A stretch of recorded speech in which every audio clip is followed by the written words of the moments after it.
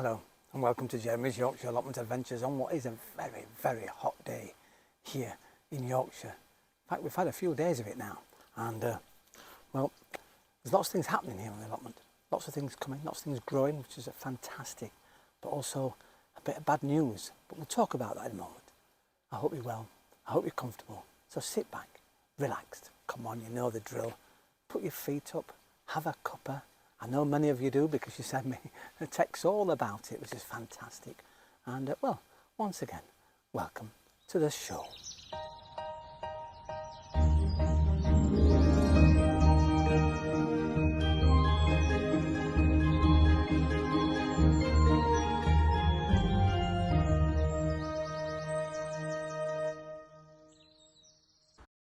Well, here I am, sat amongst my potatoes, and this side's fine because these are the Carrow ones and they've died off naturally. Actually, they've done their life, they've had a go. Whereas over here, there's one set, the potato blues that we had, and well, they died off quite some time ago too. But my other set, well, unfortunately, and this is where the bad news comes in today on the allotment, I've discovered over the last few days, and that's why there was no film at the weekend, and I'm trying to work out what to do. I have potato blight. But worse than that, it's affected the tomatoes too. Well, the conditions have been absolutely spot on perfect for blight. And it's an airborne disease, and well, what they need is damp, humid, warm conditions. And by gum have we had that over the last few weeks with all the rain and the heat. And it's just been that tsunami of the mix of everything, and it's arrived. As I say, it's an airborne disease, and then of course it lasts into the soil. Which is no good either. So I've got to be very, very careful. I'm watching where I tread, make sure I stay to the paths as much as I can, and because I can transmit the disease by walking around. So this is why I'm digging some potatoes out, and this has been absolutely fantastic this morning. I mean, look, there we are, and they weigh an absolute ton. Now, what's fascinating is the majority of this tray are the Carrow potatoes, and literally I think I've dug out maybe 1.5 plants, which is just fantastic. I'm going to pop those down there just at my feet. These are the Carrow ones, and look how big they are. Now I'm leaving them outside to dry because that's the best way in this heat. Dry all the soil off, get as much soil as we can off, and then of course they can be stored in hessian sacks in my shed for months to come, which is fantastic. And they will do that, and they'll keep me going. Now I can also, because it's so dry at the moment, leave the rest of them in the soil. The problem is some have actually, let me just take this one out. I need to take that one out because it's near the surface, and if you leave it in the sun too long, then of course they go green and unusable. Now this one, unfortunately, has had a little attack of the slugs, but half of this one I can still use, so this will be dried out, and oops, in fact, there's nothing in the top half there, it's all empty, all been eaten. However, the bottom half is quite solid, which is brilliant, so we'll pop that there. We'll have that.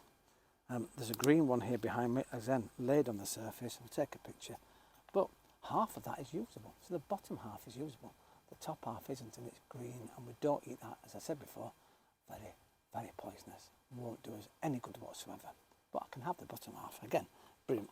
The other type of potato I've got in here, we've got these little ones, and there's a little oh, we'll get rid of that, it's a little wormy thing, and we've only got a few of those off, and that possibly was a slug, and well, it's eating its way into that as well, so we need to get these out as fast as possible.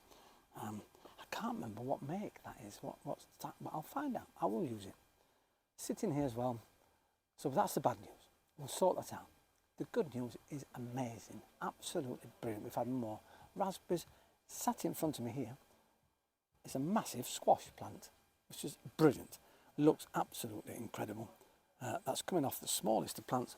Behind me here, dangling around somewhere, I think it's behind me, this one actually, there's a little yellow, and we'll take some photographs of these, squash plant as well. Or it could be a pumpkin, until it gets a bit bigger, I'm not quite sure, because they look identical. Now, in the distance, under that lot, believe it or not, we've got more squashes coming. So that's the good thing, and as I said, we'll be very, very careful where I go in the next few days on the allotment, but things are looking good. still getting 1 or 2 tomatoes off. So what I've done, I've cut all the leaves off the tomatoes, or as many as I can that are affected. There's 1 or 2 plants in there that aren't affected. And I'm hoping now I've got rid of the leaves that it won't transmit. If I don't brush around too much and we have more of the sunshine, we may get some tomatoes from it. The problem is once 1 tomato goes, and I've seen 1 plant this morning and there's a tomato going, then that means that that whole plant is affected. So I could try and take them off, and we could try and colour them, you know, in the sunshine, get them red. But the problem is, even though you take them off the plant, they may still be infected. So it could still rot. But we have to keep our fingers crossed and be positive for the rest of it. I was going to take you inside to the greenhouse, which we might do actually, but I can't get into film because the butternut squash plants and the other plants in there are and have now taken over the greenhouse. I tried to get in yesterday, I just couldn't do it. So, look, should we have a photograph of the butternut squashes? They're amazing. Here we are. Isn't it fantastic? Brilliant stuff. Some other good news is I have some sweetcorns, and then I have to take some peeling. Look at how many layers there are on here, and they're nice and moist. But the most important thing is what's inside. Look at that absolute beauty of a corn on the cob. I could have left the packaging on, you know, put it on the barbecue whilst wrapped in that, and they would have cooked nicely. But these, well, look at that. That is a success story. And I have another one here, and there's some more coming. So brilliant stuff, isn't it? Absolutely fantastic. Well, my shallots have done well. I've had some out of the ground and they've been drying out nicely, so they're looking rather lovely. And these I've just pulled out the ground this morning, and got some even smaller shallots. So that's really, really nice. Nice, lovely sweet flavour. So I can't wait for those, which is absolutely fantastic.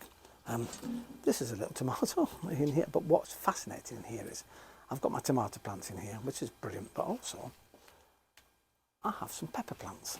And I thought they were like peppers, the ones in there that got eaten by all the slugs and everything. But no, these are peppers, hot chili peppers. And, well, we've actually got some chili peppers growing. Look at those. And, well, shall we do the photograph? Here's a close-up of these. And these seem to have just appeared overnight. I know they haven't. And they're just in little plastic pots, but they really enjoy it in here. And keep watering them. And they're doing really, really well, which is rather lovely. As I say, we've got some success stories here on the allotment. It's just a shame that I think I'm about to lose all of my tomatoes, unless I take them off now, of course, and make some green chutney, which I might have to do. And once again, thank you very much for watching Jeremy's Yorkshire Allotment Adventures. And, well, I'll see you next time here on Jeremy's Yorkshire Allotment. See you later. Thanks for watching. Ta-ra for now.